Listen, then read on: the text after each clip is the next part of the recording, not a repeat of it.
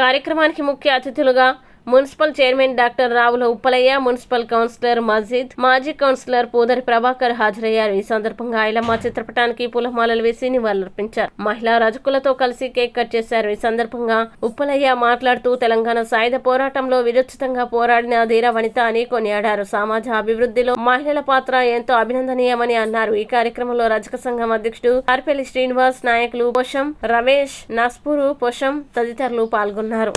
BC వర్గాలకు చెందిన వాళ్ళు ఒక బీసీ వర్గం నుండి ఒక మహిళ ఆ రోజు పోట్లాడి తెలంగాణ సాయుధ పోరాటంలో తన వంతు పాత్రను పోషించి ఈరోజు తెలంగాణ ప్రజలందరూ జ్ఞాపకం చేసుకోవాల్సిన స్టేజ్కి ఆమె ఎదిగిందంటే మనమంతా గర్వపడాల్సిన విషయం.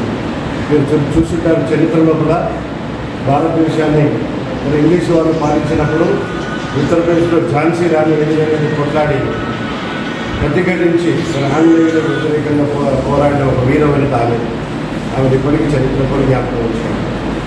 అలాగే ఈ మధ్యకాలంలో చూస్తే మన ఉమ్మడి ఆంధ్రప్రదేశ్ ఉన్నప్పుడు ఆంధ్రప్రదేశ్ మొత్తం లోపల మద్యపాన నిషేధాన్ని నిర్మూలించాలని, అమలు చేయాలని, మద్యపానాన్ని నిషేధించాలని ఒక మహిళ గుంటూరు జిల్లాకెళ్ళి ఒక పోరాటం చేసి మొత్తం తెలంగాణని, ఆంధ్రప్రదేశ్ రాష్ట్రాన్ని గడవెళ్ళాడించింది.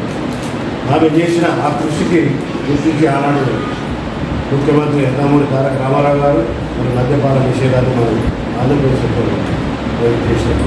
అలాగే మరి చాలా ఎల్లమ్మ గారు కూడా మరి ఆనాడు ప్రజాకరణ మూమెంట్లో కూడా నిజాము మన ఆంధ్రప్రదేశ్ భారతదేశానికి స్వాతంత్రం వచ్చినా కానీ మరి నిజాం రాష్ట్రాన్ని అందులో కలపకుండా కేవలం తన అణచివేత ధోరణితో ప్రజాకరణ అనే ఒక వ్యవస్థను సృష్టించి మరి హిందువులందరినీ క్రూరంగా హింసించే రోజుల్లో కూడా కమ్యూనిస్టు పార్టీలో పనిచేస్తున్న మన శాఖలైనమ్మ గారు వరంగల్ జిల్లా నుంచి ముందుకొచ్చి మరి వాళ్ళతో పోరాడి వీరమరణం పొందింది.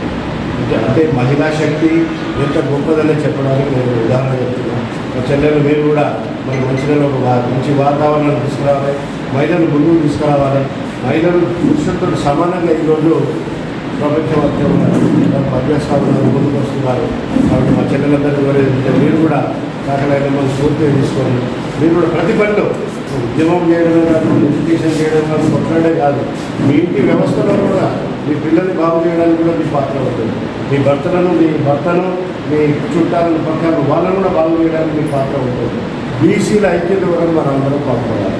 మీరు మొట్టమొదటి చేయాల్సింది మీ కులంలో ఉన్న వాళ్ళను ముందు ఎంకరేజ్ చేయండి, వాళ్ళు బాగుపడ్డట్టు చేయండి. మీరు బాగుపడ్డాక మీ కులంలో బాగుపడ్డాక వేరే కులం వాళ్ళ గురించి ఆలోచించండి, వాళ్ళకు కూడా బాగు చేయడానికి మనం చైతన్యాలి, మనం వీళ్ళందరూ కూడా సాయం చేయాలి. మీరందరూ ఆర్థికంగా ఎదుగుతూనే తప్ప ఇలాంటి కార్యక్రమాలు సామాజికంగా చేయలేకపోతారు.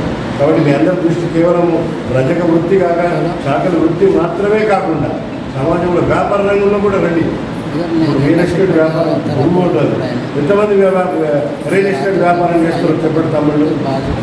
శాఖలో ఉన్న ఎవరైనా చేస్తున్నారు రియల్ ఎస్టేట్ వ్యాపారం? లేదు. కేవలం విషయం చేద్దాం, బట్టలు చూద్దాం, ఇంట్లో ఉందాం, పెద్దవరకు పనిచేద్దాం. ఇది వదిలిపెట్టండి.